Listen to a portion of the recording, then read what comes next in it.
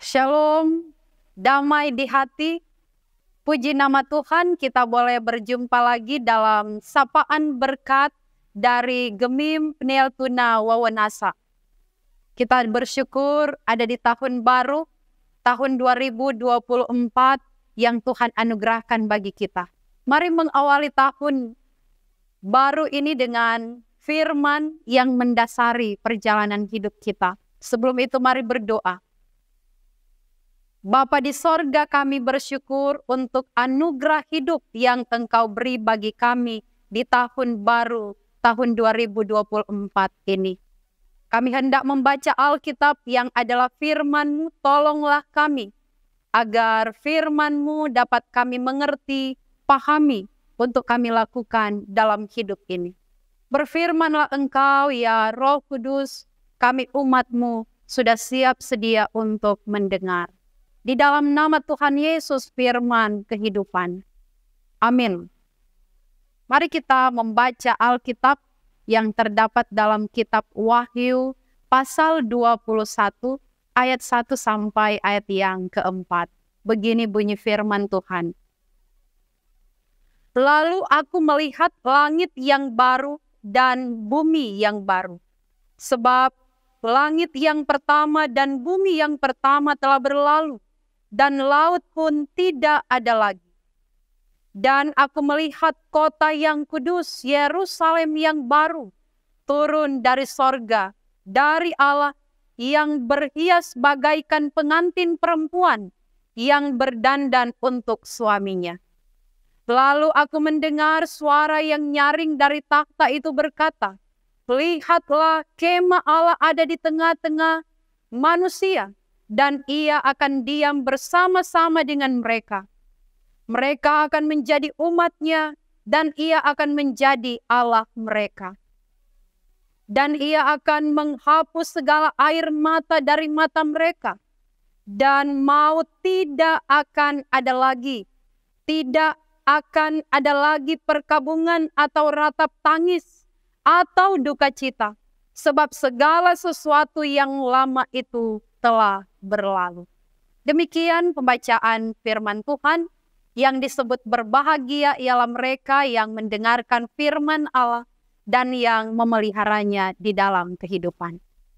Saudara-saudara yang dikasihi dan diberkati Tuhan, sungguh luar biasa anugerah cinta kasih Allah yang telah membawa kita untuk ada di tahun rahmat Tuhan, tahun yang baru 2024. Kita sudah ada di lembaran pertama tahun ini. Dan kita percaya bahwa kasih Allah, pemeliharaan Allah akan tetap terus menuntun kita. Sekalipun saudara-saudara sebagai manusia kadangkala datang rasa khawatir, datang rasa cemas, bimbang. Bagaimana saya menjalani hidup ini? Apa yang akan terjadi di tahun-tahun yang akan datang? Dan seperti apa, bahkan bagaimana hidup di tengah berbagai tantangan dan pergumulan? Nah, saudara-saudara, kadangkala kecemasan, kekhawatiran, dan ketakutan hidup membuat kita menjadi putus asa, membuat kita menjadi kehilangan pengharapan. Tetapi firman Tuhan di tahun baru ini datang memberi kita kekuatan. Sebagaimana keadaan orang-orang percaya di abad-abad pertama Masehi. Sebagaimana alamat dari kitab Wahyu ini adalah orang-orang percaya yang ada di Asia Kecil. Pada waktu itu mereka berada dalam satu keadaan yang sulit. Kekaisaran Romawi di bawah Kaisar Domitianus menganggap bahwa dirinya adalah Tuhan yang harus disembah, sehingga siapapun yang tidak menyembah Kaisar sebagai Tuhan, konsekuensinya akan mengalami penganiayaan, akan mengalami penderitaan, bahkan maut sekalipun, nyawa menjadi ancaman. Karena itu saudara-saudara, perilaku yang telah dinyatakan Kaisar kepada orang-orang Kristen pada waktu itu sungguh bengis, sungguh sadis dan luar biasa. Orang-orang Kristen berada di bawah ancaman, berada di bawah tekanan yang sangat berat. Barang siapa yang tidak tunduk menyembah kaisar,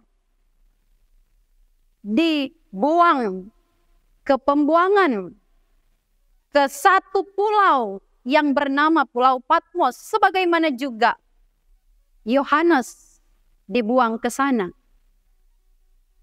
Kita membayangkan kondisi keadaan orang-orang percaya pada waktu itu sepertinya tidak lagi ada pengharapan.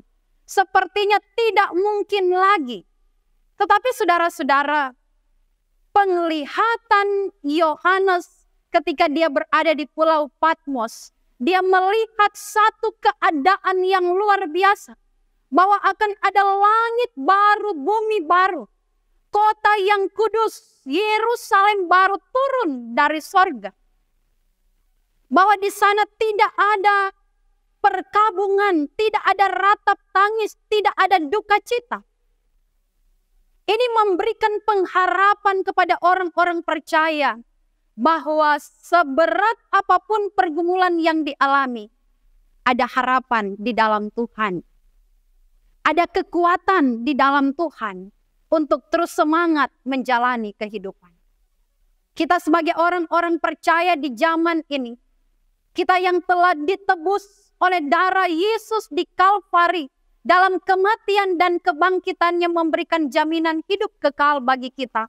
Bahwa apa yang dilihat oleh Yohanes, satu keadaan yang luar biasa, itu telah menjadi jaminan bagi kita orang-orang percaya untuk menikmati keselamatan kekal.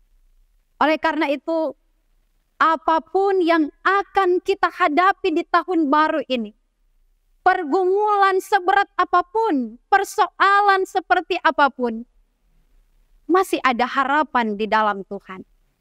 Dia yang telah menjaminkan kehidupan yang luar biasa dalam kekekalan, dalam sorganya, Yerusalem yang baru. Dia itu juga yang akan menyertai hari-hari hidup kita di tahun 2024 ini. Tetap semangat menjalani hidup dan tetap percaya bahwa ada Tuhan yang akan menyertai lembar demi lembar hari-hari hidup kita di tahun ini. Tuhan memberkati firman-Nya, memberkati kita yang mendengar dan yang melakukannya di dalam kehidupan. Amin. Mari berdoa. Bapa di sorga, terima kasih untuk kekuatan firman yang meneguhkan iman kami di tahun baru. Bahwa apapun yang akan kami hadapi, seberat apapun pergumulan, yakinlah bahwa ada Yesus Kristus yang akan terus menyertai kami. Pengharapan tentang hidup kekal telah Engkau jaminkan bagi kami.